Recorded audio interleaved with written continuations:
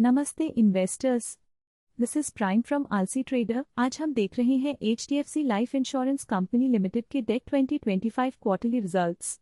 इस क्वार्टर का सबसे इम्पॉर्टेंट फैक्ट ये है कि रेवेन्यू और नेट प्रॉफिट के बीच एक पैराडॉक्स दिखाई दे रहा है। रेवेन्यू तो 29,428 करोड़ के साथ 70.1% बढ़ा है ईयर ऑन ईयर, लेकिन नेट प्रॉफिट सिर्फ -0.7% घटा है। Filing highlights. HDFC life insurance company limited ने अपने 16 अप्रैल 2026 के प्रेस रिलीज में कुछ इंपॉर्टेंट अनाउंसमेंट्स किए।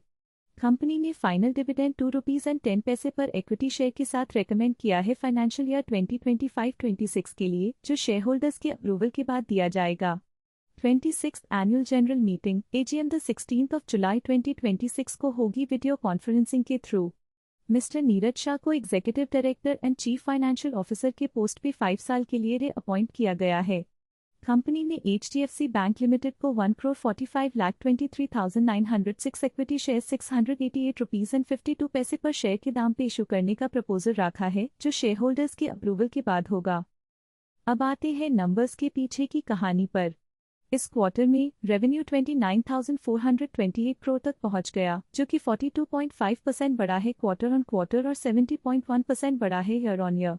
लेकिन ऑपरेटिंग प्रॉफिट 271 करोड़ तक गिर गया, जो कि 14% घटा है कोक और 39.5% घटा है ईयर।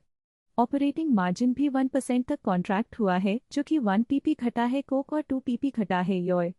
नेट प्रॉफिट 418 करोड़ रहा, जो कि 6.7% घटा है कोक और 0.7% घटा है ईयर।